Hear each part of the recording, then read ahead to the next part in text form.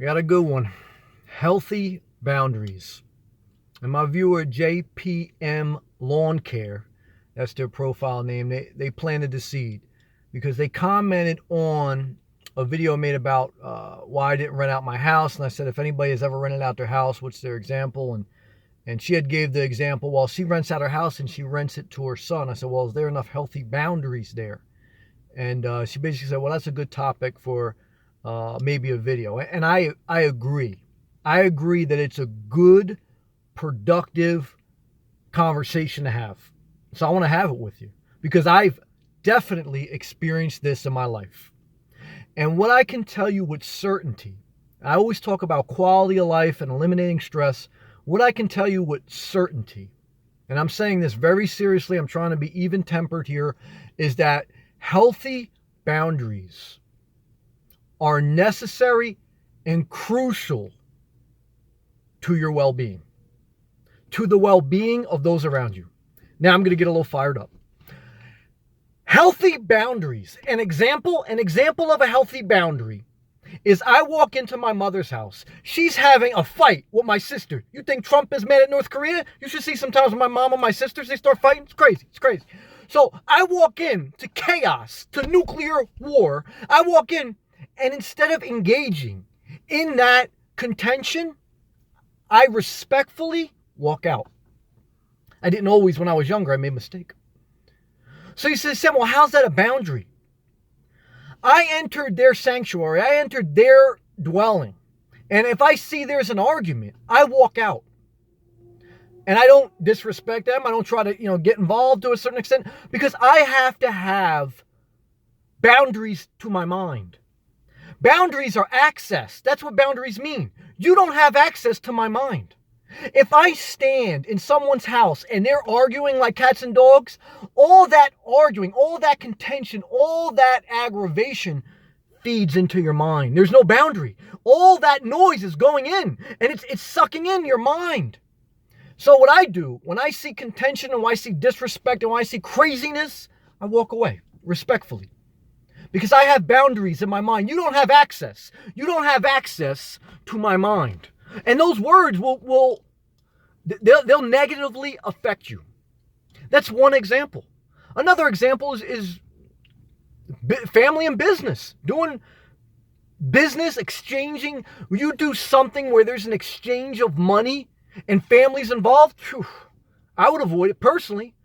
I also respect, though, that there's other perspectives. I always say it because I know some people that have family-run businesses, and that's what they want to do. And, some of them are successful. So, again, do you. My opinion, I don't want anything to do with it. I want peace. And part of peace is healthy boundaries. Boundaries are necessary.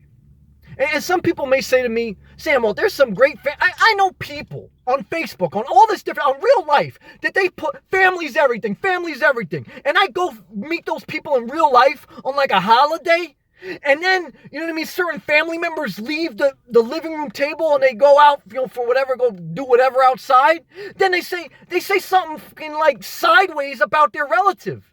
The same relative they're taking pictures with, they're posting on Facebook and Instagram and say how much they love family and everything else. And meanwhile, they walk out the house, they say, oh, they had another kid. They better not come after my inheritance. They're irresponsible for having that kid. Oh, they better not have me babysit the kid. I don't want to babysit the kid. Then they come back in the room and say, oh, we would love to babysit your kid while you're going on vacation. Crazy because there's no boundaries. And you see them smiling on social media or whatever, and then you see them in real life when the other person leaves the room. It's a disgrace. Don't tell me you pray for them, you love them, please. You can't stand them. And you don't have boundaries. Boundaries is separation. Boundaries is saying, when I'm around this person for this amount of time, something negative happens in my spirit. I cannot allow that, so I have to limit access. There is either physical, mental, or some type of harm being done to you when you're in a certain environment. So to avoid that physical or mental harm, you have to separate yourself and limit access. You have to have a boundary. Without boundaries, everything is penetrating you. And many of those things, no good. Just for the sake of calling it family. If you don't want to babysit somebody, you know what I mean, your grandkid, if you don't want to babysit, you know what I mean, your brother's kid, if you want to babysit your sister's kid, say, no, I don't want to babysit. I got my own shit to do. Well, what are you doing? I'm sitting on the couch like Al Bundy. That's what I'm doing, because that's what I want to do.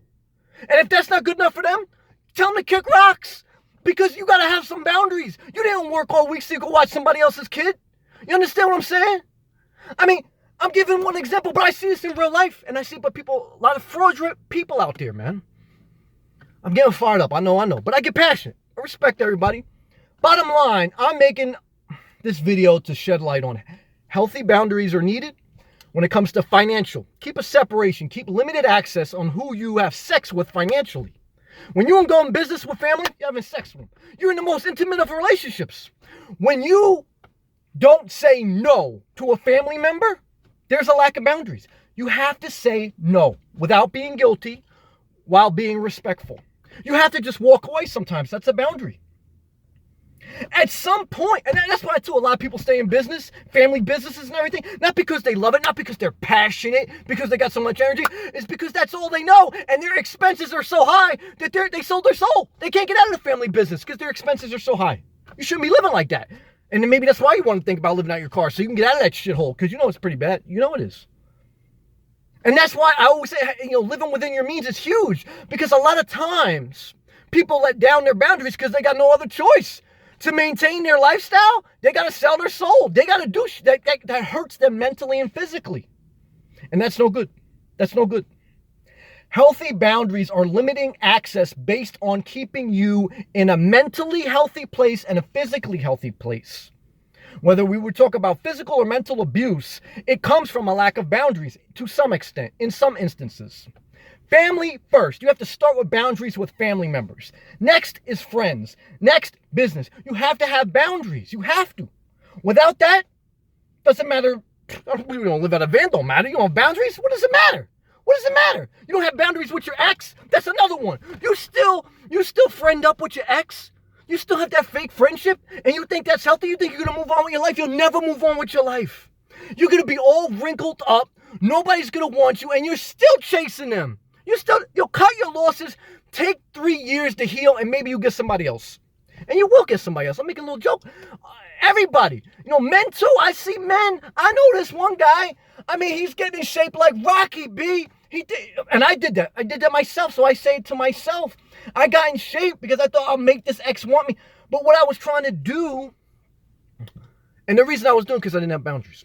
When you don't have boundaries, and when you keep fake friendships, you're keeping something unhealthy in your life. You didn't limit the access.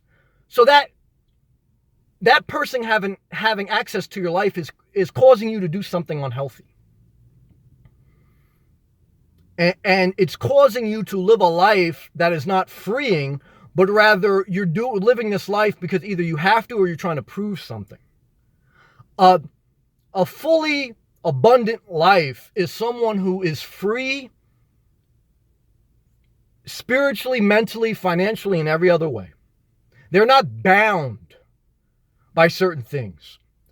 And to be free, you have to limit access to people who want to keep you in a prison, mentally or physically. You understand what I'm saying? So I know I kind of get off track and I kind of go into a little bit of a wild state. I know. But I do want to at least shed light on a topic. It's different for everybody, but healthy boundaries is a must. Don't mix your finances with certain people. Don't be afraid to say no to certain people if you don't want to do it for whatever reason. And limit your time and limit your attention. Have those boundaries with people that either manipulate you or just drive you crazy for whatever reason. Even if it's not their fault, you just can't handle it.